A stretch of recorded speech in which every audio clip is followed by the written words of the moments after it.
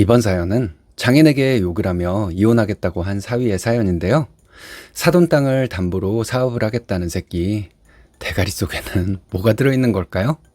함께 보시겠습니다. 안녕하세요. 막무가내인 장인어른 때문에 이혼을 생각하고 있는 30대 남자입니다. 와이프랑 잘 살아보려 했는데 주변에서 도와주질 않네요. 웬만한 거에는 화도 잘 안 내는 사람인 제가 이렇게까지 날뛰는 정도면 장인어른도 선을 세게 넘으신 것 같습니다. 저희 부부는 주변에서 다들 천생연분이라 할 정도로 잘 맞는 커플입니다. 소개팅에서 만나서 5년 정도 교제를 하고 3년 전쯤 결혼을 했는데요. 와이프가 워낙 배려심 넘치는 성격에다가 외모도 좋은 편이라서 크게 싸우는 일 없이 잘 지내왔습니다.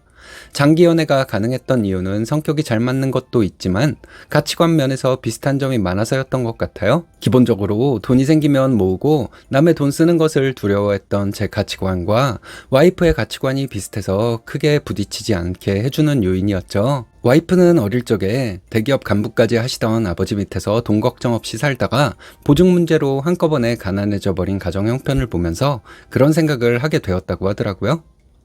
누가 보면 짠순이라고 할 정도로 아끼면서 사는 와이프가 제 눈에는 예쁘게만 보였습니다. 그리고 저희 부모님도 그런 아내를 좋게 보셨고요. 하지만 장인어른은 달랐습니다. 처음 제가 인사를 드리러 갈 때부터 제 직장을 들으시고는 대기업이 아니라는 이유만으로 저를 까내리셨어요. 물론 장인어른처럼 대기업에 다니지는 못하지만 그래도 지역 내에서는 이름만 대면 알 정도로 큰 중견기업에 다니고 있는데 그것도 마음에 안 드셨던 거죠. 제가 대학도 나오지 않고 마이스터고를 졸업해서 바로 취업을 했다 보니까 그래도 연차가 꽤 쌓여 있는데 그러거나 말거나 대학도 안 나온 예비사위하고는 결혼하면 급이 안 맞는다나 어쩐다나 그런 말들을 서슴없이 하셨습니다. 솔직히 제 또래 친구들 아직도 취업 못한 경우가 수두룩하고 제 연봉 이야기를 하면 다들 놀랍니다. 저는 제가 한 선택에 후회가 없는데 장인어른은 옛날 분이라 그런 걸 알 리가 만무하죠. 그래서 그냥 그러려니 욕을 먹고 넘기곤 했습니다. 처음에는 너무 충격적이라서 그냥 와이프랑 결혼하지 말고 헤어질까 고민도 했지만 와이프는 항상 그럴 때마다 제 편을 들어주고 저에게 사과를 꼬박꼬박 해왔어요. 그러고는 앞으로 아버지가 함부로 말하는 일 없도록 만들겠다. 아버지가 뭘 몰라서 저런 이야기를 한다면서 제 마음을 달래주려고 노력했습니다.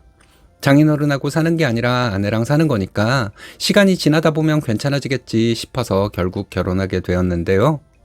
결혼할 때도 아주 난리였습니다. 아무래도 처가는 장인어른도 일을 안 하고 계시고 장모님도 주변 친구분 과일 가게에서 아르바이트를 하고 있다 보니까 돈이 없어요. 장인어른이 60대인데 왜 직장도 안 다니고 있냐 하시겠지만 성격상 남의 밑에서 일을 못 하십니다. 대기업 간부였다는 것이 인생의 훈장이다 보니 조금만 싫은 소리를 들으면 바로 때려치우고 싸워버리다 보니까 월급을 줄 사람이 없죠.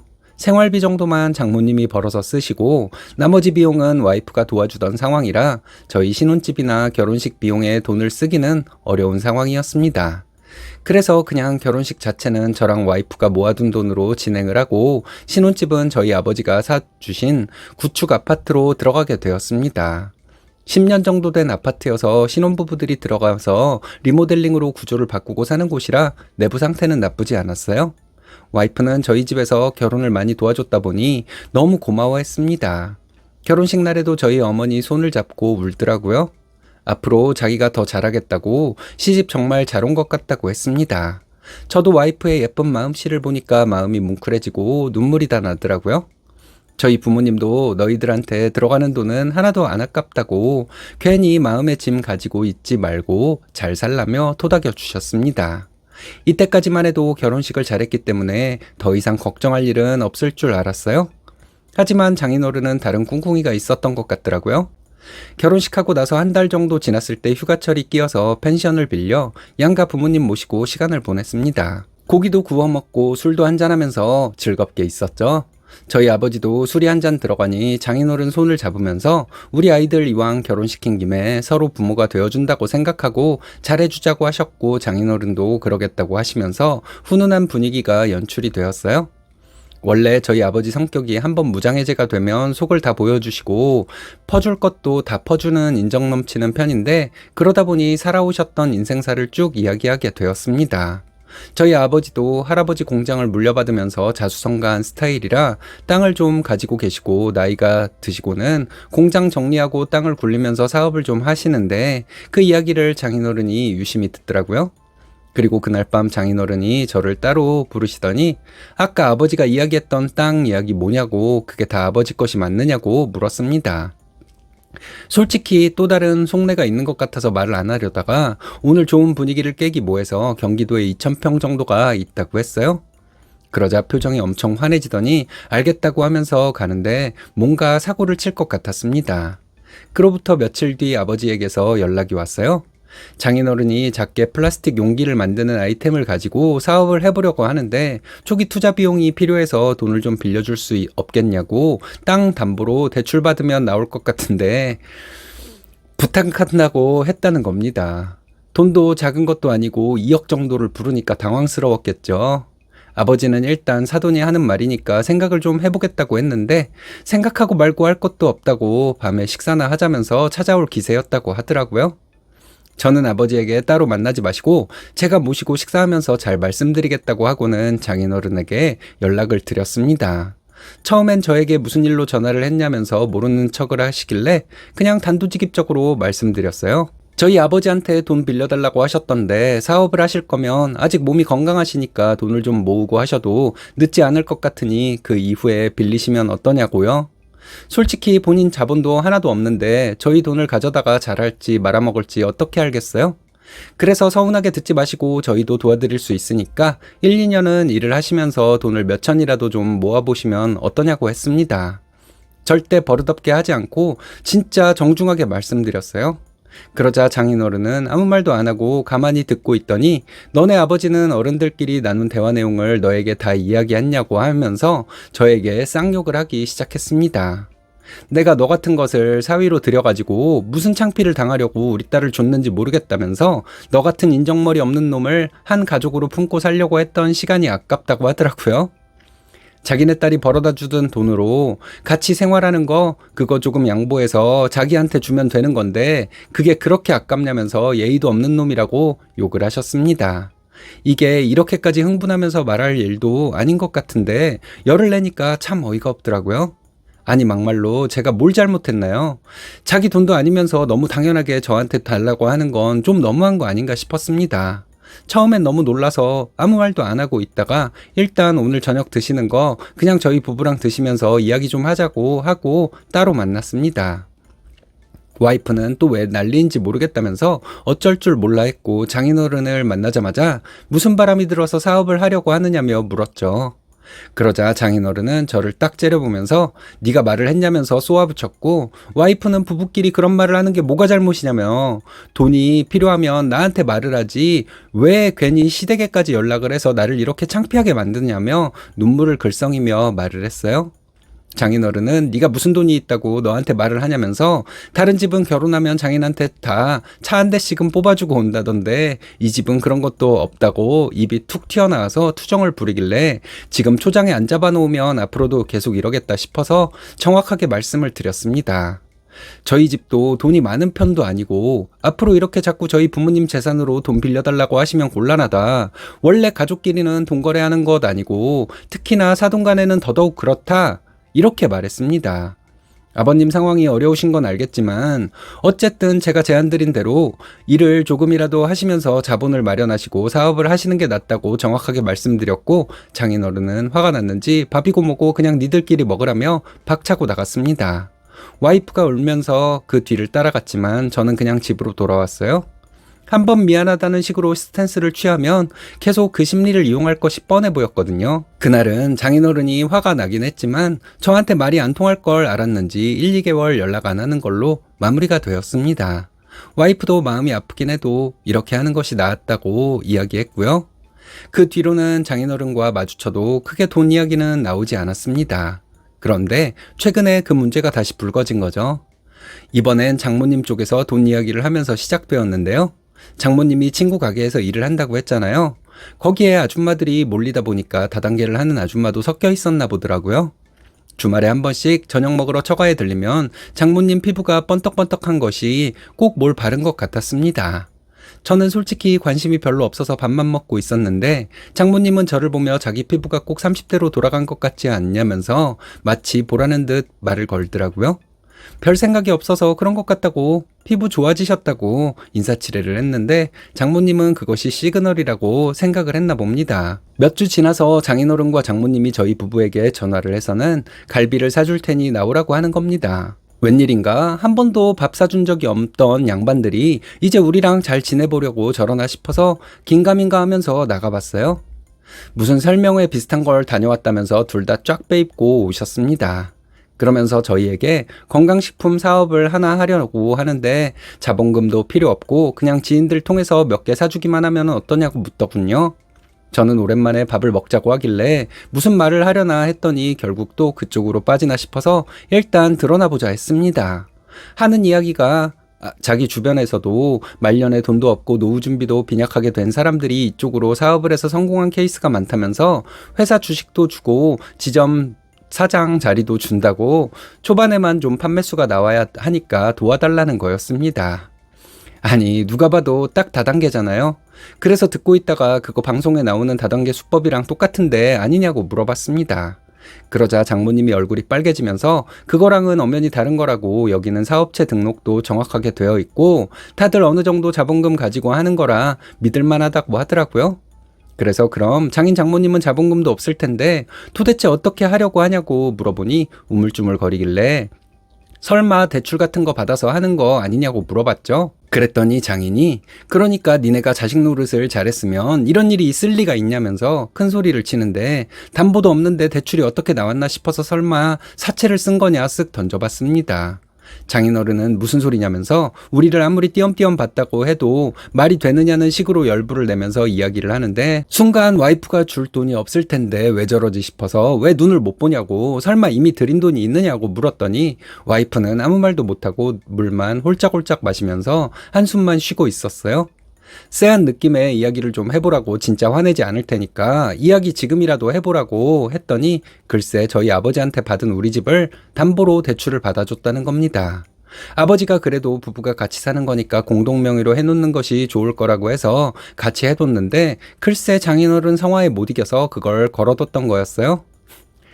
저는 당황해서 네가 지금 나랑 살기 싫어서 그러는 거냐면서 말해보라고 소리를 질러버렸고 장인어른은 거기에 화가 났는지 제 따귀를 때렸습니다. 호로새끼라는 욕을 하면서 어른 앞에서 어디 와이프한테 윽박을 지르냐 하더니 그깟 돈은 얼마든지 벌어서 줄 거라고, 그러니까 너같이 능력도 없는 새끼는 그냥 꺼지라고 삿대질을 하더라고요. 따귀 맞은 뺨이 얼어라고 귀도 먹먹한데 눈을 부라리고 있는 장인어른과 옆에서 쌍욕을 하고 있는 장모님을 보니까 속에서 열불이 올라와서 터져버릴 것 같았습니다. 그래서 장인어른한테 이 집 구석은 얼마나 염치가 없으면 남의 집 등골을 쪽쪽 빨아먹고도 안색 하나 안 바뀌냐, 내 돈 가지고 사업 시작하는 거면 미안하다고라도 해야 하는 거 아니냐 하고 물었어요. 장인어른은 왜 그 돈이 네 돈이냐, 우리 딸하고 사는 거면 네 돈도 내 돈 아니냐고 하더라고요. 와이프는 울고 있고 저는 어처구니가 없어서 당신네 딸하고 결혼할 때 당신네들이 해준 거 하나도 없으면서 지금까지 나 무시해오지 않았냐고, 그래놓고 이제 와서는 대접받으려고 하냐고 소리를 질렀습니다. 그리고 당신네 딸하고 이제 안 살 거니까 내 돈 당장 원상복구해놓고 셋이 길거리에 나앉든 굶어 죽든 알아서 하라고, 오늘 당장 변호사 선임해서 소송 걸 거라고 해버렸죠. 와이프는 그 소리를 듣더니 갑자기 제 앞에서 싹싹 빌면서 자기가 미안하다고, 제발 이혼은 안 된다고 제 바지가랑이를 잡고 늘어졌고, 장인어른은 왜 이딴 자식한테 빌고 지랄이냐면서 다른 사람 만나서 더 잘 살면 된다고 하며 와이프를 뜯어내려고 했습니다. 와이프는 장인어른을 발로 차면서 아빠가 내 인생 다 조져놓고 지금 그런 말이 나오냐고, 며칠만 있으면 돈 나오니까 그걸로 메꾸면 된다고 해놓고 지금 돈 내놓은 게 있냐며 아빠가 다 되돌려 놓으라고 소리를 고래고래 지르며 대성통곡을 하더군요.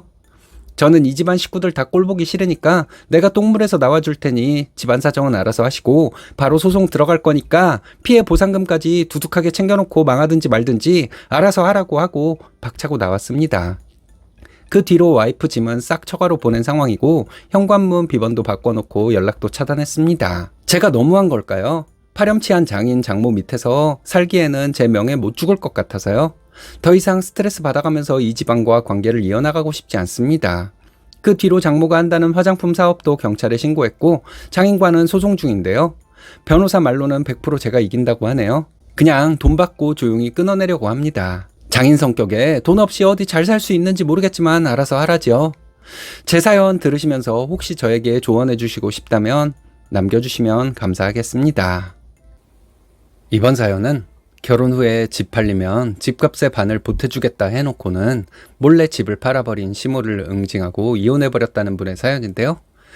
악의 소굴에서 잘 빠져나오셨네요. 함께 보시겠습니다. 안녕하세요. 30대 초반 돌싱녀입니다. 이혼한 지 한 달 정도 되었는데 아직도 그때 일만 생각하면 머리가 지끈지끈합니다. 제가 성격이 조금만 더 물렀으면 아마 그 진흙탕에서 계속 살아야 할 수도 있었을 것 같아요. 전 남편은 지인의 소개로 만난 사람입니다. 성격이 온순하고 조용한 편이라 이런 사람과 함께라면 편안하게 결혼 생활을 할 수 있겠다는 생각이 들었어요. 제가 워낙 성격이 당차고 불의를 보면 가만히 안 있는 스타일이라 점쟁이한테 가서 물어봐도 성향상 나무같이 편안하고 조용한 사람하고 살아야 한다고 하더라고요. 그래서 홍기도 찾겠다, 직업도 공무원이라 안정적이겠다 마다할 이유가 없어 결혼했습니다. 주변에서 친구들 중에도 결혼 실패한 사례가 너무 많아서 시댁부터 잘 보고 가야겠다 싶었는데 처음엔 시어머니고 신우들이고 나쁘지 않았어요. 저한테 친절하게 잘 해주고 항상 웃으면서 말 한마디도 다정하게 하려고 하는 게 느껴져서 스트레스 받을 일은 없을 거라고 생각했습니다. 다만 이상한 건 신우들이 셋이나 있는데 시어머니는 그때까지도 장가 안 간 아들하고 더 각별한 것 같다는 점이었어요. 원래 여자들이 결혼하고 나면 친정의 속마음도 털어놓으러 오고 반찬도 가지러 오고 하지 않나요? 근데 이 집은 그런 것도 전혀 없고 딱 공식적인 자리에만 신우들이 나타나서는 할 일을 하고 갔습니다. 교회를 다니다 보니 제사도 없어서 온 가족이 모일 필요도 없었고 만날 틈이 적어서 저하고도 부딪힐 시간도 많이 없었죠. 그나마 전 남편이랑 나이 차이가 10살 정도 나는 큰 신우 정도나 제게 안부 묻는 전화를 하고 나머지는 시어머니한테 관심도 없다는 표현이 딱 맞을 만큼 연락을 안 하더라고요. 근데 그러거나 말거나 원래 시댁 식구들은 없을수록 좋은 법이니까 저는 아주 좋은 환경이라고 생각하고 있었어요. 아마 짐작을 해보면 시댁에 돈이 없어서 들러붙지 않은 것도 있던 것 같습니다. 저희 결혼 준비할 때 들어보니 남편은 공무원이 된 지 몇 년 되지 않아서 모아둔 돈이 없고 시댁에는 시아버지가 일찍 돌아가신 뒤로는 목돈을 마련할 사람이 없었다고 하더라고요. 그나마 있었던 돈들도 신우들 결혼할 때 다 써버리고 시어머니는 아들한테 너는 네가 번 돈으로 결혼하라고 하셨다고 합니다. 그래서 신혼집을 구할 때도 남편이 모아둔 돈 1,000만 원 정도 하고 제 돈, 저희 친정에서 보태준 돈을 모아서 2억 가까이를 만들었는데요. 시어머니는 염치가 없었는지 자기가 지금 살고 있는 집을 팔아서 돈이 마련이 되면 지금 집값의 절반은 친정에다가 주겠다고 분명히 말했습니다. 어차피 남편도 결혼하면 시어머니를 모시고 살기를 바랐기 때문에 저도 그렇게 하자고 했고요. 이때도 시댁에 돈이 있든지 없든지 신우들 아무도 나서서 도와주겠다는 말도 안 하고 코빼기도 안 보였습니다. 결혼하고 나서 생활하는 것에는 큰 문제는 없었어요. 아무래도 되도록 사소한 거 가지고 부딪히지 않으려고 노력을 많이 했기 때문입니다. 근데 30년 넘게 따로 살던 사람들이 모여서 같이 살려고 하니까 생활 방식에서 차이는 많이 있었어요. 남편이랑 시모는 진짜 청소를 잘 못하는 사람들이었습니다. 어떻게 살림을 했을까 싶을 정도로 물건을 한번 찾아서 쓰고 나면 제자리에 돌려놓는 법이 없고 빨래도 흰옷이랑 검은옷 따로 구분해서 하라고 몇 번이나 말을 해도 그냥 막 때려놓고 돌려버리는 바람에 옷도 다 망가졌어요. 주변에는 음식물 쓰레기를 치우지 않아서 초파리가 꼬이는 건 일상이었고요. 제가 직장 생활을 안 하면 그냥 전담해서 살림을 깔끔하게 할 텐데 제가 없는 시간대에 그렇게 어지럽혀 놓으면 저도 솔직히 스트레스가 이만저만이 아니었습니다. 퇴근하고 와서 다 흐트러진 집안을 보고 있으면 한숨만 나오고 치우기도 싫은데 또 신혼초라 눈치를 안 볼 수도 없었어요. 어거지로 청소를 하고 있으면 시어머니는 고생했다는 말 한마디도 없이 자기가 조금 있다 치우려고 했는데 왜 나서서 하냐는 식으로 웃으면서 지나가곤 했습니다. 아니, 조금 있다 치우려고 했으면 미루지 말고 제가 오기 전에 좀 치워놓으면 어디가 덧나나요? 웃는 얼굴에 침 못 뱉는다는 식으로 생각을 한 건지 맨날 다 더럽게 해놓고서는 눈치 없이 웃으면서 다정하게 말을 하니까 저도 욱하다가도 그냥 참고 넘어갈 수밖에 없었습니다. 근데 거기까지는 뭐 시간이 지나고 조금씩 바꿔가야겠다 싶어서 참을 수 있었는데요. 이혼을 결심하게 된 계기는 돈입니다. 점심시간에 직원들이랑 식당을 찾아가 우연히 옛날 식댁 근처 맛집이 있어서 가게 되었는데요. 주변을 지나가는데 시댁에 누가 막 짐을 나르고 있는 겁니다. 시댁이 주택이라 우리 식구 아니면 들어갈 수 있는 사람이 없는데 모르는 사람이 막 들락거리고 있으니까 이상하다 싶어서 한번 가봤어요. 가까이 가서 보니까 이사를 들어오고 있는 거더라고요. 그래서 이 집에 지금 누구 허락받고 이렇게 짐을 옮기시는 거냐? 함부로 이렇게 하시면 안 된다 하고 이야기를 했더니 계약을 하고 입주를 하기로 한 사람들이라면서 계약서를 보여주더군요. 여자 어르신하고 저번 주에 계약 끝냈다고 하는데 진짜 계약서에 시어머니 이름이랑 사인이 떡하니 적혀 있었어요. 저는 집이 팔렸다는 이야기를 들은 적이 없는데 도대체 이게 뭔 소린가 싶어서 남편한테 전화해서 물었습니다. 당신 어머니 집 팔렸다는 소리 들었어? 왜 나한테는 이야기를 안 한 거야? 하고 물었더니 남편은 진짜 태연한 목소리로 자기도 처음 듣는 소리라면서 어머니가 처리할 게 있으신가 보지 곧 주시겠지라는 말만 반복하더군요. 남편이랑은 대화해봤자 답도 없을 것 같아서 당장 시어머니한테 전화를 했습니다. 어머니, 집 팔린 거예요? 누가 이사 들어오고 있길래요? 부동산 계약하실 때 같이 가도 되는데 혼자 가셨어요? 그러자 시어머니는 잠깐 아무 말도 없더니 자기가 돈 떼먹으려고 그러는 줄 아냐면서 왜 사람이 기다릴 줄 모르냐고 열을 내더니 툭 전화를 끊었어요. 제가 뭐 돈을 달라고 했나요? 아니면 도둑놈의 집안이라고 욕을 하기로 했나요? 아니 돈을 빌려준 입장으로서 물어볼 수도 있는 거 아닌가요? 그 돈도 제 돈이 아니라 저희 친정에서 가져온 건데 사정을 다 알면서 꼭 저렇게 이야기를 해야 하나 싶어 화가 났습니다. 그래서 퇴근하고 나서 어머니께 이야기 좀 하자고 했죠. 왜 이야기를 안 하셨는지, 그렇게 화를 내고 끊으실 필요가 있었는지 차분하게 여쭤봤습니다. 시어머니는 소파에 앉아서는 제 눈도 쳐다보지 않고 TV를 보면서 자기가 쓸 데가 있어서 잠깐 쓴 거고 한 달 후에 돈 주겠다고 옆에서 그만 좀 보채라고 짜증을 팍 내는데 저도 순간 좀 욱했어요. 남편은 옆에서 보고만 있고 저는 처음 보는 시어머니의 모습에 당황스럽기도 하면서 이게 본 모습인가 싶기도 했습니다. 누구는 성질이 없어서 안 내고 있는 줄 아나 싶어서 확 엎어버릴까 하다가 근데 지금 이렇게 싸워버리면 줄 돈도 못 받고 파탄이 날 것 같아서 한 발 물러선 채로 좀 자세를 낮추고 참기로 했습니다. 근데 문제는 그 뒤로 시집살이 아니 트집살이가 시작되었다는 겁니다. 참나 아직도 생각하면 헛웃음만 나오는데요. 어떤 걸로 다 시비를 걸었냐면 자기 양말 뒤집어서 널어놓은 것부터 시작해서 왜 자기는 둥글레차를 먹고 싶은데 보리차를 끓여 놓냐는 사소한 것들을 하나하나 사사건건 다 잡더라고요. 그리고 한 번은 퇴근해서 피곤해 죽겠는데 집에 가니까 또 난장판이 되어 있었습니다. 그래서 얼른 옷 갈아입고 치우고 나서 식사를 차렸거든요. 밥 먹으라고 할 힘도 없는데 시모는 방 안에 문을 꼭 닫고 들어가 있어서 문을 톡톡 두드리고는 밥 드시라고 말로만 알렸습니다. 이렇게 하면 알아서 나와야 하잖아요. 집에서 맨날 TV만 보고 놀고 있었던 사람한테 이 정도 해줬으면 진짜 성의를 다한 거 아닌가요?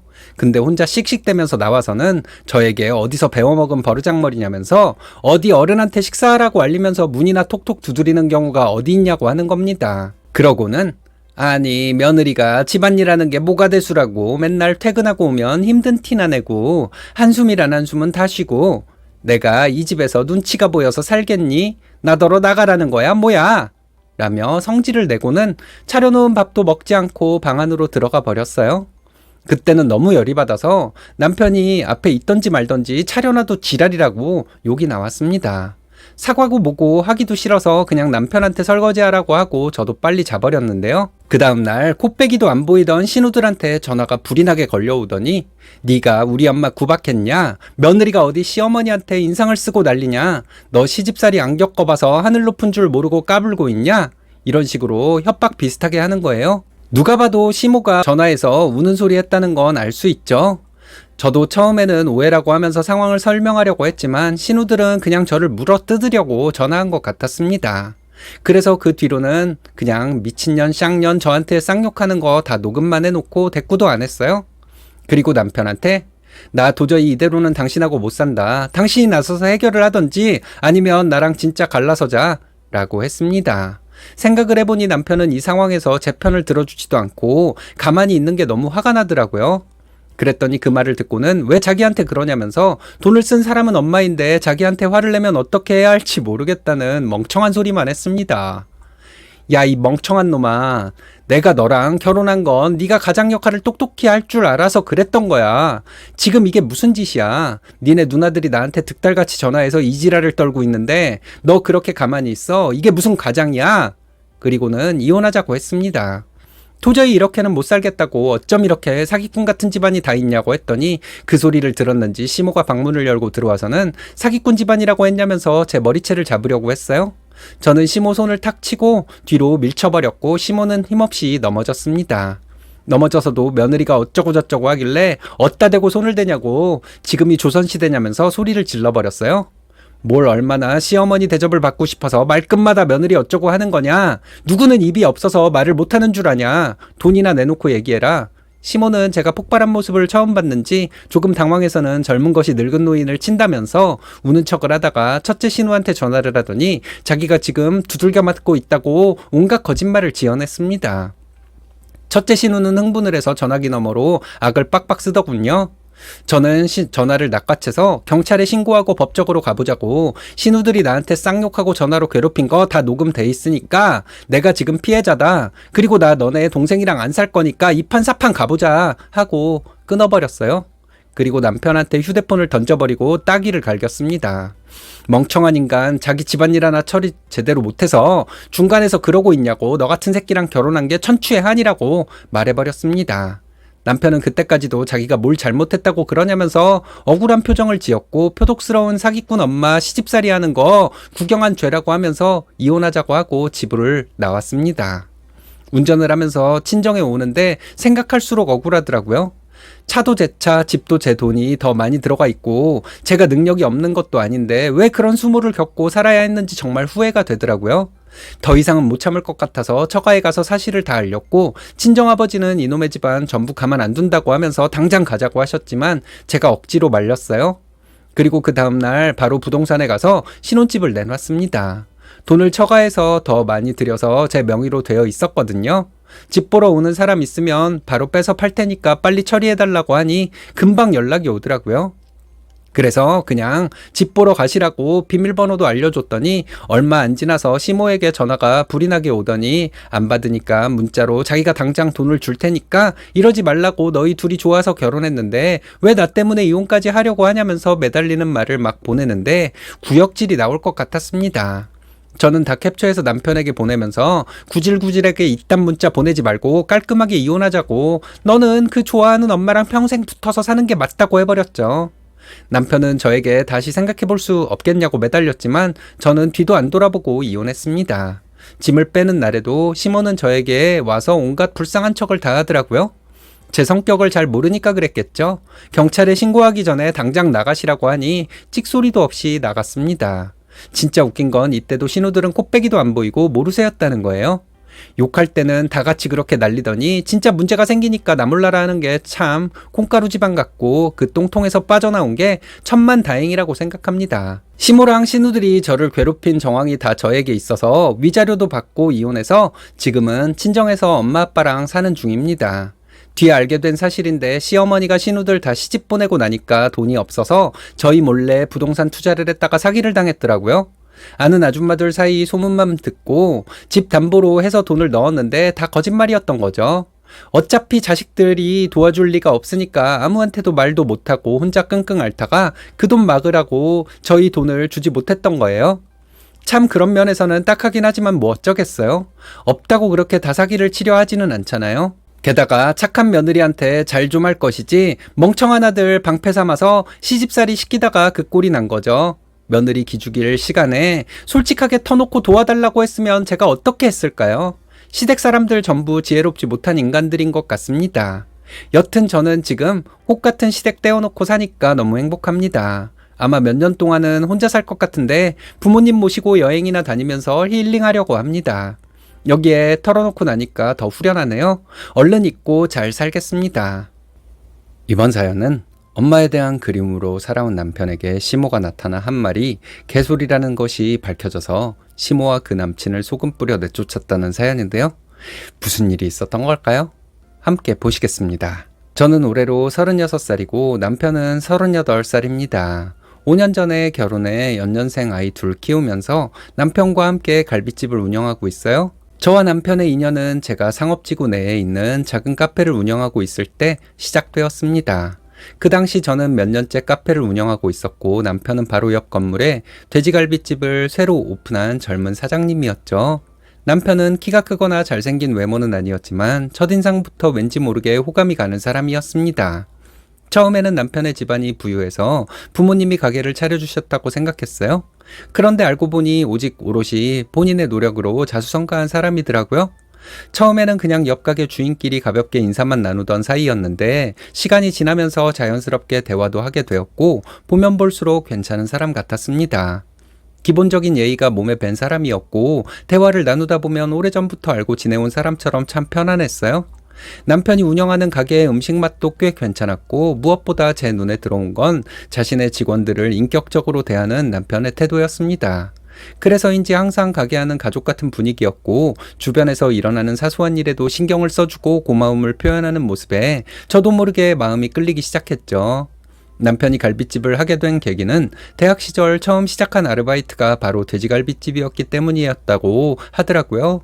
처음에는 단순히 생활비를 벌기 위해 시작한 일이었는데 시간이 지날수록 본인의 적성에도 잘 맞고 재미있었다고 해요. 사장님은 성실하고 책임감을 가지고 일하는 남편이 고맙고 기특하다면서 다른 아르바이트생들보다 돈을 더 챙겨주시기도 하셨다네요. 본인의 전공과는 전혀 관련이 없는 일이었지만 남편의 꿈은 열심히 일해 돈을 모아서 직접 고깃집을 운영해보는 것이었대요. 대학교를 졸업한 뒤에는 사장님의 배려로 단순히 홀서빙이 아니라 본격적으로 주방 일도 배우게 되었고 고기 손질부터 양념 배합 그리고 손님을 대하는 태도까지 하나하나 알려주시면서 남편의 꿈을 지지해 주셨다고 합니다. 그렇게 몇 년을 배우면서 일하다가 사장님이 연세도 있고 건강도 안 좋아지면서 남편에게 식당을 맡아서 운영해보라고 하셨나봐요. 하지만 사장님의 자녀들이 그 일에 불만을 표출하면서 결국 운영하던 식당에서 손을 떼고 나오게 되었고 그동안 모은 돈에 대출을 내어서 식당을 오픈하게 되었던 거죠. 가게를 오픈하기 전에 몸이 불편하신 사장님이 직접 찾아오셔서 자신만의 양념 비법을 몇 가지 더 가르쳐주고 가셨을 정도로 남편을 아끼셨다고 하더라고요. 남편은 그 비법을 바탕으로 끊임없이 자신만의 레시피를 연구했고 결국 더 깊고 풍부한 맛을 완성해 나가게 되었다고 합니다. 그렇게 문을 연 가게는 입소문이 나면서 단골도 생기고 무엇보다 주변 상가에서 남편에 대한 신뢰가 상당했었어요. 만나면 항상 먼저 고개 숙여 인사했고 어르신들이 하시는 가게에 손볼 일이 생기면 도와주기도 했죠. 그래서인지 주변 상인들이 남편을 무척이나 좋아했었어요. 그렇게 알고 지낸 지 1년이 조금 지났을 무렵 남편이 먼저 제게 프로포즈를 해왔습니다. 짧다면 짧은 시간이었지만 그동안 남편의 됨됨이와 성실함을 보았고 이런 남자라면 평생 마음고생이나 돈 때문에 불안한 삶을 살 일은 없겠다는 생각이 들어서 결혼을 허락하게 되었죠. 결혼을 하고 나서야 저는 남편에게 어린 시절 자라온 이야기를 들을 수 있었고 저와는 너무도 다른 세월을 살아온 사람이라는 것을 알게 되었습니다.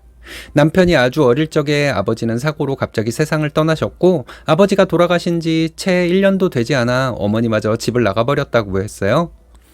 그때부터 남편은 할머니와 단둘이 살게 되었고 할머님 말씀으로는 어머니가 돈 벌러 간다고 집을 나가더니 연락이 끊겼다고 하더랍니다. 그래도 다행히 할머니 댁 근처에는 남편의 고모들이 살고 있었는데 많이 도와주시고 보살펴 주셨다고 해요. 4명의 고모가 계셨는데 그중 3분이 할머니 댁 가까이 살고 계셔서 자주 왕래했다고 하더라고요. 학교 다닐 때는 고모들이 용돈도 가끔 챙겨주셨고 옷이나 학용품 같은 것도 사다 주시곤 했는데 아마도 부모 없이 할머니 손에 자라고 있는 조카가 안쓰러워서 그랬던 것 같대요. 하지만 자신이 의지하던 할머니마저 병환으로 고생을 하시다가 남편이 고등학교 1학년 겨울에 세상을 떠나셨다고 합니다. 결국 남편은 막내 고모 집으로 들어가 함께 살게 되었는데 낯선 환경에 사촌들도 있어서 처음에는 그렇게 편하지는 않았었다고 해요. 괜히 눈치가 보여서 밥이 더 먹고 싶어도 달라는 말도 못했고 민폐를 끼치고 싶지 않아 주말마다 스스로 집 청소를 해놓기도 했었다고 합니다. 고모부께도 감사하고 죄송한 마음이 커서 뭐든지 사촌들에게 양보했고 욕심이란 걸 한 번도 부려본 적이 없었다고 하더라고요. 혹시라도 고모 집에서 미움을 받게 되면 정말 더 이상은 갈 곳이 없을 것 같아 두려운 마음이 있었다고 조심스럽게 털어놓더군요. 그래도 다행이었던 건 고모부 역시 고모처럼 따뜻한 분이셨고 사촌들과도 큰 문제 없이 잘 지냈다고 했어요. 대학을 다니면서 스스로 일을 하면서 용돈을 벌어 쓰게 되었는데 그때 처음으로 일을 시작했던 곳이 지금의 남편 인생을 바꾼 그 갈비집이었다고 했습니다. 남편은 어릴 적부터 마음속에 늘 엄마에 대한 그리움이 있었고 어디에서 어떻게 살고 있는지 너무 궁금했었대요. 그래서 고등학교 다닐 때 고모집에서 도보로 1시간 거리에 있는 외삼촌 댁에 혼자 몰래 찾아간 적이 있었는데 외삼촌도 엄마의 소식을 전혀 모른다고 하더래요. 혹시나 하는 기대를 가지고 먼 길을 걸어갔었다가 결국 실망을 하고 돌아오던 길이 아직도 잊혀지지 않는다고 합니다. 전문대학이긴 하지만 대학교에 입학을 한 뒤 열심히 공부하면서 학비도 면제받았고 고깃집 아르바이트로 생활비까지 직접 벌어서 혼자 다 해결하고 살았다고 해요.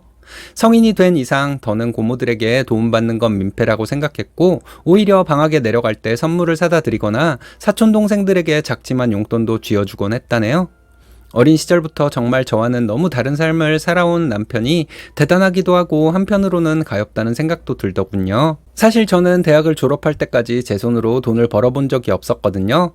카페도 아빠가 차려주신 거였고 제가 번 돈을 저를 위해서 쓰느라 부모님께 용돈도 드린 적도 없었습니다. 솔직히 남편의 살아온 이야기를 듣고 제 삶이 조금 부끄럽기도 했어요. 남편이 대학교 다닐 때 엄마에 대한 미련을 버리지 못해 외삼촌 댁을 한 번 더 찾아간 적이 있었다고 해요. 그런데 그때는 외삼촌이 엄마가 다른 남자랑 결혼해서 잘 살고 있다면서 그냥 모른 척하고 살라고 하셨대요. 하지만 얼굴이라도 한번 보고 싶은 마음에 엄마가 사는 집 주소를 받아들고 왔다가 찾아간 적이 있었다고 합니다.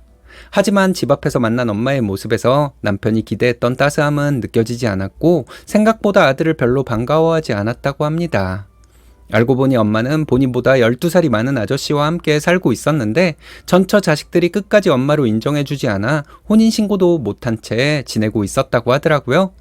남편은 엄마가 따뜻하게 안아주거나 손이라도 잡아주면서 그동안 어떻게 살아왔는지 안부라도 물어줄 거라 기대를 하고 갔었는데 냉정한 모습에 엄청 실망을 했다고 했습니다.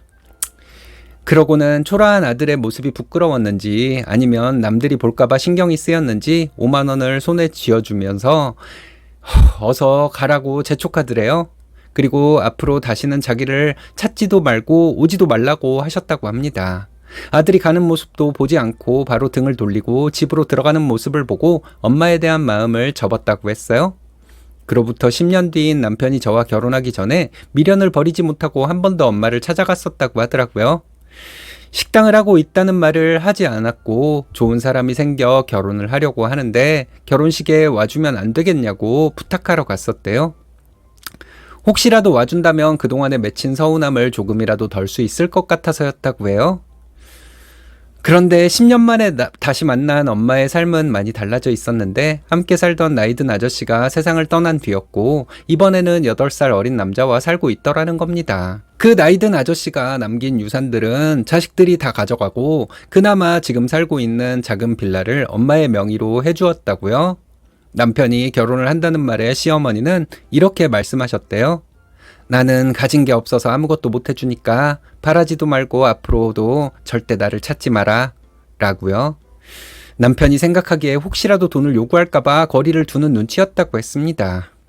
식당을 하고 있고 먹고 살 만큼 번다고 말해주고 싶었지만 또 한 번 마음의 상처를 입은 남편은 결국 아무 말도 하지 않고 돌아서 왔다고 하더라고요. 결국 막내 고모님 내외분이 혼주석에 앉아주셨고 그렇게 저와 남편은 결혼식을 하게 되었던 겁니다. 결혼과 동시에 제가 하던 카페를 정리하고 남편과 함께 식당을 운영하게 되었죠. 성실하고 책임감이 강한 남편은 밤낮 없이 몸을 아끼지 않고 일했고 그 노력 덕분에 식당은 손님이 점점 늘어갔고 결국 결혼 5년 만에 2호점까지 낼 정도로 성장하게 되었습니다. 그런데 그 소식이 어떻게 전해졌는지 모르겠지만 어느 날 남편의 엄마, 그러니까 시어머니가 그 연하 남자친구와 함께 식당으로 찾아왔어요. 저는 얼굴을 보는 순간 남편의 얼굴이 살짝 보여서 시어머니라는 걸 알겠더라고요. 하지만 그들을 본 남편은 인사도 하지 않고 왜 오셨어요? 그냥 가세요. 하고선 밖으로 나가버렸어요. 남편의 그 모습에서 그동안 쌓여왔던 서운함과 상처를 고스란히 느낄 수 있었죠. 저는 남편의 그런 마음을 누구보다 잘 알고 있었기에 붙잡지도 않았고 어떤 말도 할 수가 없었어요. 남편을 만나 지금껏 살아오면서 그렇게 차갑게 굳은 표정을 본 건 처음이었습니다. 주방 이모님들도 남편의 굳은 표정에 깜짝 놀라 서로 눈치를 보면서 식당 안이 조용해질 정도였으니까요. 항상 밝은 목소리로 사람들을 즐겁게 해주던 사람인지라 저도 그런 모습이 낯설고 어색하긴 했습니다. 어린 시절부터 3번이나 버림받았던 남편에게는 엄마라는 존재가 이제는 그리움보다 원망으로 가득 차 있었을 겁니다. 저는 어쩔 줄 몰라 멀뚱히 서 있는데 시어머니가 갑자기 제 손을 잡으시면서 결혼식에 못 가서 미안하다고 하더니 앞으로 자주 보자고 하시더라고요. 시어머니의 연하 남친은 분위기 파악도 못한 채 식당 안을 둘러보며 여기 한 달 매출이 얼마예요? 가게가 커서 세도 많이 낼 것 같은데? 라며 초면에 무례한 말을 하는 겁니다. 남편에게 들은 이야기가 있어서 원망스러운 마음도 있고 별로 내키지 않았지만 그래도 남편을 낳아준 엄마인데 그냥 내치는 건 예의가 아닌 것 같아서 일단 앉으시라고 했죠. 오신 김에 갈비탕 한 그릇씩 드시고 가라고 하고선 대접해 드렸습니다. 그러자 시어머니의 남친은 갑자기 제게 친한 척을 하면서 자기를 시아버지라고 생각하라고 하더군요. 빨새끼가 진짜.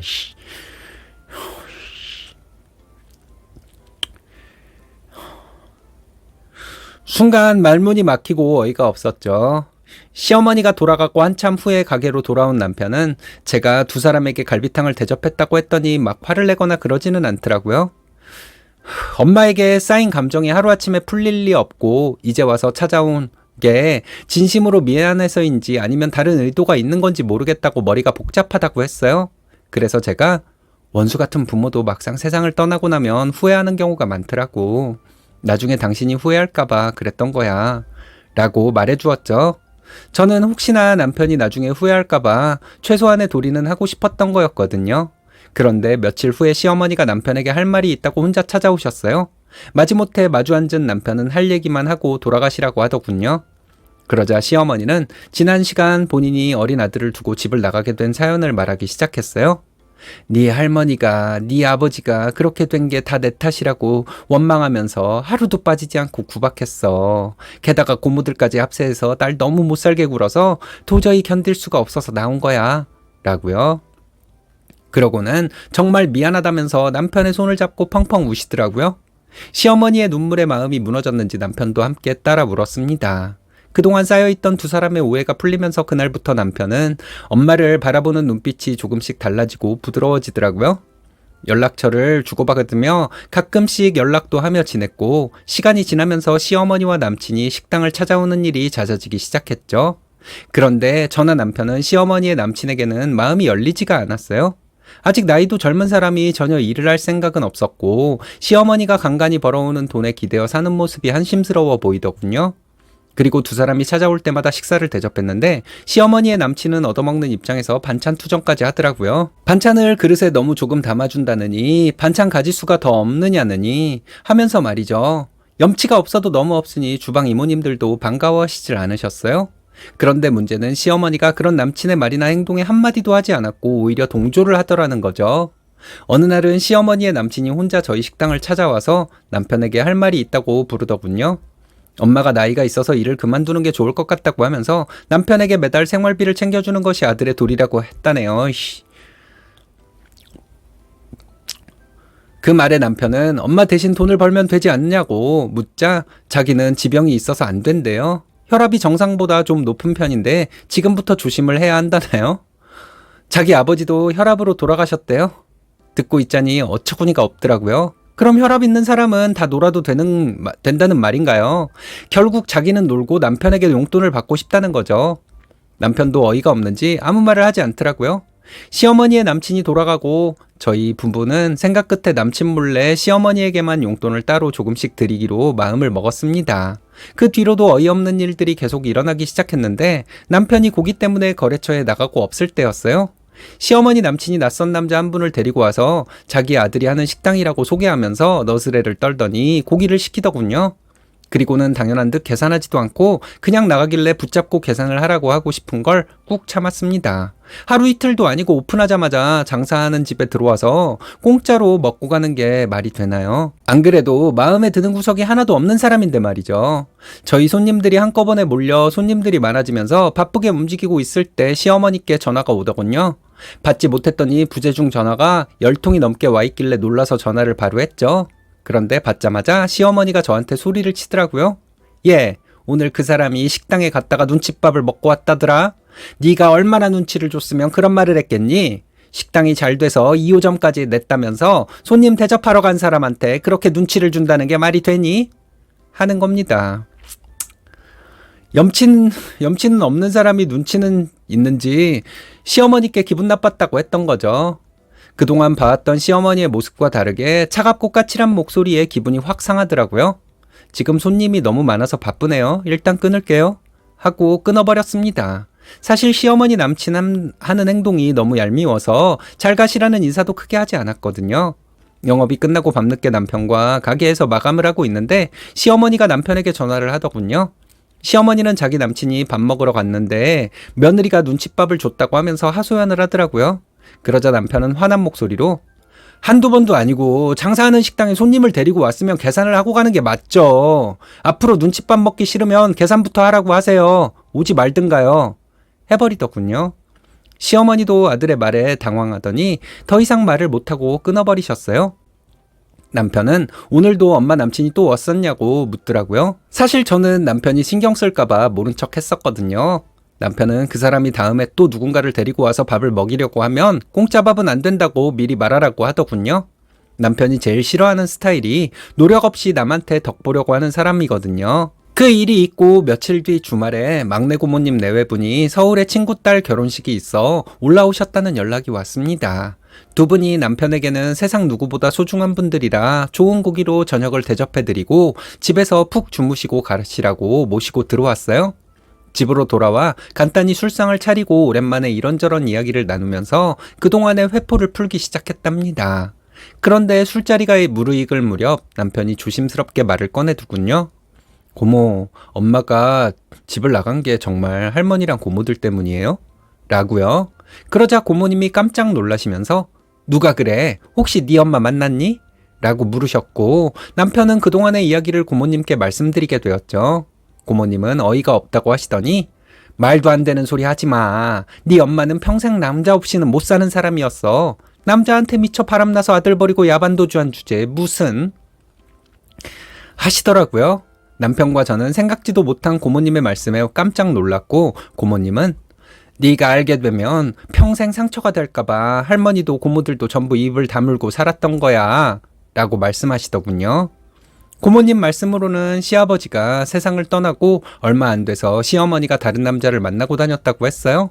동네에서 소문이 나서 할머니와 고모들이 어린 자식 두고 그런 행동하지 말라고 수없이 다그쳤고 제발 정신 차리려고 난리를 쳤더니 그날 밤 바로 짐 싸서 나갔다는 겁니다. 고모님은 한참 동안 화를 참지 못한 채 말씀을 이어가셨죠. 엄마 손길이 필요할 때 한 번도 찾지 않더니 무슨 낯짝으로 지금에서 찾아왔다니. 엄마 같지도 않은 사람한테 잘해줄 필요도 없고 혹여나 돈 때문에 접근했을 수도 있으니 조심해라 라는 말까지 하셨어요. 그리고는 목이 메어 하시면서 할머니가 누구 때문에 일찍 돌아가셨는데 어린 새끼 떼놓고 갔다고 소갈이 하다가 평을 얻으신 거잖아. 눈 감을 때까지 네 걱정만 하고 가신 불쌍한 분이야. 네 엄마라는 인간 내 눈에 띄면 머리카락 한 올도 남기지 않고 다 뽑아버릴 생각이었어. 하시면서 몸을 벌벌 떠셨어요. 그날 밤 저랑 남편은 너무나 큰 충격을 받았죠. 남편은 그날 이후부터 다시 마음속에 갈등을 겪는 것 같았습니다. 어쩐지 나몰라라 하던 사람이 그렇게 쉽게 자기를 찾아온 것부터가 이상했다고 하면서요. 그리고 얼마 후 황당한 일이 벌어졌습니다. 가게 마무리를 하면서 카운트 직원이 하는 말이 저희가 2호점에 가 있는 사이 시어머니가 본점에 와서 남편과 큰 소리로 통화를 하더니 우리 아들이 돈 30만 원을 가져가라고 하네 하고 돈을 받아가셨대요. 직원이 통화 소리도 들었고 당연히 정말이라고 생각하고 돈을 드렸다는 거예요. 알고 보니 통화는 혼자서 자작극을 한 거짓이었던 거죠. 그 말을 듣고 화가 머리 끝까지 난 남편은 시어머니께 전화해서 앞으로 식당에 오지 말고 연락도 하지 마시라고 하고선 바로 끊어버렸어요. 그런데 다음날 식당 문을 열자마자 시어머니와 남친이 함께 찾아왔어요. 남편이 보고 싶지 않으니까 그냥 가세요 라고 차갑게 말하더군요. 그러자 시어머니는 갑자기 돌변해서 어디서 엄마한테 버릇없이 이런 행동을 하니? 나 네 친엄마야! 라며 난리를 치셨죠. 남편은 체념한 듯 그 돈 30만 원 달라고 안 할 테니까 그냥 돌아가시라고요 라고 했습니다. 옆에 서 있던 시어머니의 남친이 이렇게 큰 식당을 2개나 가지고 있으면서 껌값도 안 되는 30만 원 가져갔다고 부모한테 앞으로 오지 말라고 하는 게 말이 되나? 하더군요. 저는 도저히 참을 수가 없어서 소리쳤죠. 저기요, 껌값도 안 되는 돈이면 직접 벌어서 좀 드리지 왜 여자한테 빌붙어서 기생충처럼 사시는 건데요? 라고요. 제 말이 끝나기 무섭게 시어머니가 저를 노려보시면서 부모를 버리는 건 폐륜인 거 몰라? 내가 네 남편을 안 낳았으면 네가 지금처럼 이렇게 사모님 소리 들으면서 살 수 있었겠니? 어디서 감히 건방지게? 말하더군요. 화가 난 남편은 시어머니에게 폐륜을 저지른 건 당신이 먼저죠. 자식을 3번이나 버려놓고 양심이 있으면 그런 소리 못하는 거예요. 라고 말하자 시어머니 얼굴이 빨개지더니 그건 네 할머니와 고모들이 못살게 굴어서 어쩔 수 없이 나온 거지 내가 나오고 싶어서 나온 게 아니잖아 하면서 끝까지 자기가 잘했다고 악을 쓰며 말하더군요. 남편이 도저히 더 이상은 못 참겠는지 말 같지도 않은 소리 그만하세요. 그래서 당신이 나한테 해준 게 뭐가 있는데 당신이 버린 나를 키워주느라 고생만 하다 돌아가신 할머니랑 고모들 모욕한 것도 모자라서 이젠 자식한테 뭐 얻어먹을 게 있나 싶어서 찾아온 거잖아 라며 똑같이 소리쳤죠. 앞으로 당신과 아무 상관없던 예전으로 돌아갈 거니까 더 이상 내 앞에 나타나지 말고 좋아서 죽고 못 사는 저 인간 뒷바라지나 하면서 살아요. 2사람 다 꼴보기도 싫으니까 지금 당장 여기서 나가세요. 라고 말하더라고요. 시어머니 남친은 남편에게 나이든 불쌍한 엄마를 내치는 게 자식으로 할 짓이냐고 난리를 치더군요. 그 말에 저는 아저씨는 그럼 나이 먹고 할 짓이 없어서 남의 피 같은 돈 탐내고 여자한테 빌붙어서 거지근성으로 사시는 거예요? 그 나이 먹도록 그런 식으로만 살아왔어요? 이렇게 찾아올 힘 있으면 차라리 막일이라도 해서 본인 앞가림부터 하시라고요. 라고 해버렸죠. 그때 주방에서 제일 오래 일하셨던 이모가 바가지에 소금을 들고 와서는 2사람에게 뿌리시면서 말씀하셨어요. 에라이 짐승만도 못한 인간들아. 부모로서 할 짓이 있고 못할 짓이 있는 거지 부끄러운 줄 알고 살아. 한덩치 하시는 주방 이모님의 호통에 2사람은 뒷걸음질 치면서 돌아갔고 한참 동안 충격에 식당안은 조용했어요. 주방에 계시는 삼촌과 이모들이 지금껏 살아오면서 사장님의 저런 모습은 처음이라고 하시면서 다 함께 걱정을 해주셨죠. 그날 이후로 2사람은 식당에 얼씬도 하지 않았고 전화도 없네요. 식당은 예전처럼 활발하게 운영되고 있는데 남편은 가끔 멍하니 있는 모습을 보일 때가 있어서 마음이 아프답니다.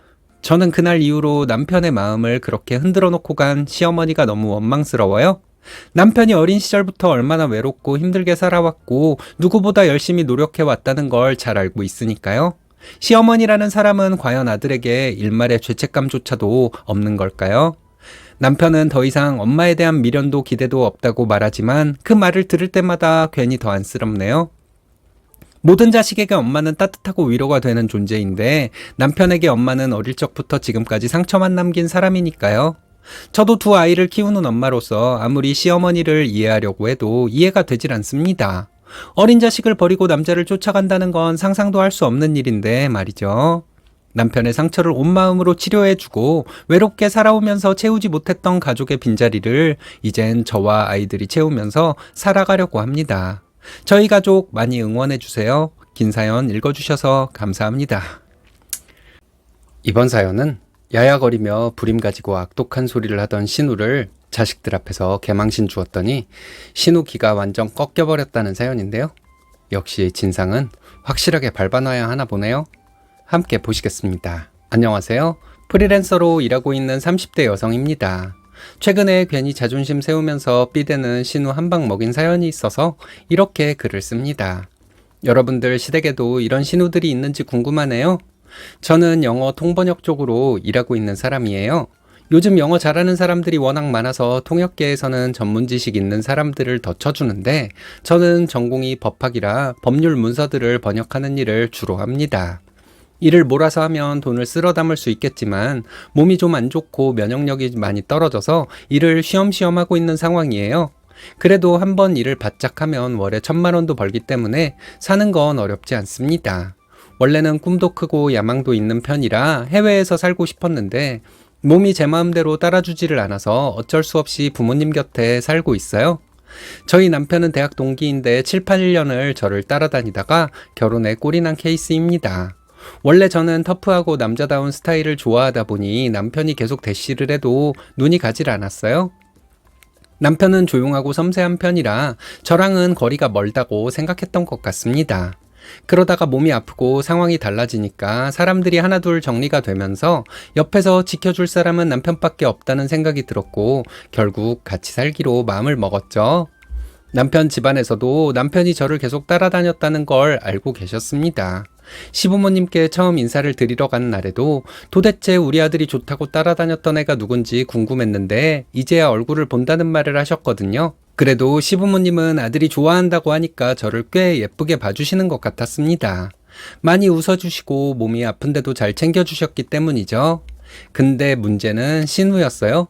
남편한테는 5살 많은 누나가 있었는데 듣기로는 남편보다는 공부를 못했다고 했습니다.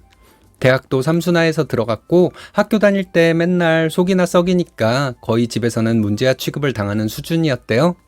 번듯한 직장도 없어서 자기 친구가 하는 화장품 가게에서 같이 일을 하는데 그러다 보니 자격지심 비슷한 게 있어서 그런지 자기보다 더 나아 보이는 사람들 중에 좀 만만해 보이는 사람들한테는 굉장히 틱틱거리면서 대하는 것처럼 보였습니다. 결혼 전에 식사라도 따로 하자고 저를 처음 만난 날에도 남편 앞에서는 굉장히 상냥하게 하다가 남편이 잠깐 화장실에 가니까 사람이 180도 달라져서는 직업이 프리랜서라며 요즘 젊은 여자가 일도 안 하는데 결혼을 하는 게 쉽지가 않을 텐데 운이 좋네 라고 하면서 저를 깔보듯이 말을 하는 겁니다.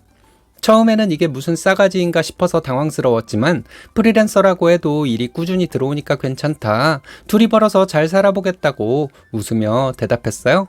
그냥 초면이니까 잘 넘기려고 했는데 또 반말을 찍찍하더라고요. 제게 야야거리면서 결혼 자금이 부족해도 시댁에서 지원해줄 수 있는 여유는 없으니까 알아서 직장 다시 잡던지 하라는 식으로 이야기를 하는 겁니다. 순간 욱해서 한마디 하려고 했는데 남편이 돌아오니까 신우 태도가 확 바뀌더니 아무튼 잘 마음 맞춰서 살아가 보면 좋을 것 같다면서 마치 덕담을 하고 있었던 척을 하더군요. 어이가 없어서 다 말하고 상을 확 엎어버릴까 하다가 그냥 따로 만났을 때 이야기를 하자 싶어서 참고 있었습니다. 얼마 후에 시어머니 생일이 2주 정도 남았을 때 갑자기 신우한테서 전화가 오는 거예요. 원래 통 연락도 없던 사람이 웬일로 전화를 했나 싶어서 받아보니까 다짜고짜 야, 너 우리 엄마 곧 생신인데 선물 준비하고 있지? 라며 마치 제가 이미 며느리가 된 듯 갑자기 훈계하는 투로 말을 하는 겁니다. 저도 이때는 욱해가지고 생일 선물은 저희가 알아서 준비를 할 건데 그건 둘째 치더라도 왜 갑자기 전화를 해서 물어보는 식도 아니고 따지듯이 말하는 거냐고 물었죠. 그러니까 신우가 네가 알아서 잘할 것 같으면 내가 안 챙겨도 되는데 너 안부 전화도 안 하는 거 아니냐고 하더라고요. 자기네 집에 시집 오고 싶은 마음이 간절하면 엄마한테 잘하라면서 하루에 한 통씩 안부 인사 드리는 건 당연한 건데 그것도 안 하면 되겠냐고 오늘부터 당장 하라고 하길래 딱 잘라서 싫다고 했습니다. 그리고는 아직 결혼도 안 했고 할 말 있으면 내가 알아서 드릴 건데 중간에서 이렇게 가타부타 하는 거 싫으니까 이런 전화도 남편 통해서 정중하게 말하라고 해버렸어요. 저도 원래 말도 못하고 속 끓이는 스타일 아니거든요. 그랬더니 신우가 당황했는지 잠깐 멈칫하다가 코웃음을 치면서 내가 남동생 앞에서 너한테 너무 잘해줬나 보다. 봐줬더니 귀여워르려고 한다. 하면서 앞으로 가르칠 것이 너무 많을 것 같다고 하더라고요. 참 누가 누구 보고 이런 말을 하는 건지 싶어서 저는 잘 배웠고 예의도 있으니까 형님이나 무례하게 굴지 마시라고 해버렸죠. 그랬더니 신우가 별꼴이라면서 전화를 툭 끊더라고요. 저는 바로 다시 전화를 걸어서는 사람 말도 안 끝났는데 전화를 툭 끊어버리는 건 어느 나라 예의냐면서 따졌습니다. 신우는 말 같지도 않은 말을 하니까 듣기 싫어서 끊었다고 하길래 그렇게 하실 거면 저한테 훈계질도 하지 마시라고 하고 끊어버렸어요. 신우가 이 문제 가지고 걸고 넘어질 것 같았지만 어차피 저도 참지 않을 거고 남편이랑 이 문제에 대해서 상의해야겠다 생각을 하고 있었죠. 그렇게 2주가 흐르고 시어머니 생신 때 시부모님 모시고 식사를 하는데 아니나 다를까 신우가 우리 올케는 말을 또이또이 잘하던데? 라고 하면서 말을 꺼냈습니다. 시어머니는 무슨 말이냐며 물으셨고 신우는 내가 엄마한테 안부 인사 잘하라고 했더니 글쎄 나한테 소리를 지르고 난리였다면서 무서워서 누가 전화라도 할 수 있겠냐고 하더라고요. 세상 억울한 표정을 다 지으면서 요즘은 시집살이가 아니라 시집에서 며느리 눈치 보면서 사는 것 같다고 하는데 진짜 따귀를 한 대 갈겨버리고 싶었습니다. 시어머니는 저에게 무슨 일 있었냐고 물으셨고 저는 소리를 지르진 않았고 서로 소통에 오해가 있었던 것 같다고 했어요. 그랬더니 아무리 오해가 있어도 시누이한테 소리를 지르면 되냐는 식으로 이야기를 하는 겁니다. 역시 팔은 안으로 굽는다고 자기 자식 말을 더 믿는 거죠. 그래서 저도 제 어필을 막 하려고 하는데 중간에 남편이 누나가 속을 긁는 말을 한 건 아니고? 라고 한마디 딱 던졌습니다. 그러니까 신우는 입이 삐쭉 나와서는 자기가 무슨 속을 긁냐는 식으로 대꾸를 했고 남편은 눈도 하나 깜빡 않고 누나가 워낙 없는 말을 지어대는 걸 잘 아니까 맨날 친구들이랑도 그래서 싸우지 않았냐며 제 편을 들어줬어요. 누나, 함부로 말하지 마. 나 이 사람이랑 결혼하려고 마음 먹었고 중간에서 나한테 말도 안 하고 이 사람한테 연락해서 시비 거는 거 내가 모를 줄 알아? 이 결혼 잘못되면 나 진짜 누나 어떻게 할지 몰라. 남편이 그렇게 말했더니 시부모님도 신우도 아무 말도 안 하고 밥만 먹더라고요. 나중에 남편이랑 이야기를 해보니까 아무래도 누나는 어릴 때부터 워낙 사고를 많이 치고 다녔고 지금도 집에 아무 돈도 보태주지도 않고 있는데 남편은 속도 안 썩이고 생활비를 한 달에 7, 80 정도 주고 있다 보니까 자기 말이 더 먹힐 거라고 했습니다. 그러니 걱정하지 말고 이런 일이 또 생기면 말을 하라더라고요. 남편은 저랑 신우 사이에 어떤 일이 있었는지를 자세히 들어보지 않아도 이미 대략적으로 무슨 일이 있었는지 아는 것 같았어요. 그렇게 시간이 흘렀고 저희는 결혼식을 잘 치렀습니다. 신혼여행 이후 오랜만에 시댁 식구들이 다 모여서 저녁을 먹기로 했고 이럴 때는 저희 부부가 사야 할 것 같아서 패밀리 레스토랑을 예약했는데요. 가장 좋아하는 사람들은 신우 아들들이었어요. 이런 곳 자주 못 오는데 숙모 덕에 이런 곳도 온다면서 신나서 음식을 먹는 게 너무 예쁜 겁니다. 그래서 조카들 사고 싶은 거 사라고 10만 원씩 용돈을 쥐어줬어요. 그랬더니 숙모 최고라면서 진짜 돈 잘 버신다고 들었는데 너무 멋지다고 하며 제 팔짱을 끼고 애교를 부리는데 지 엄마랑 딴판으로 참 귀엽다 싶어서 머리를 쓰다듬어 주고 있었죠.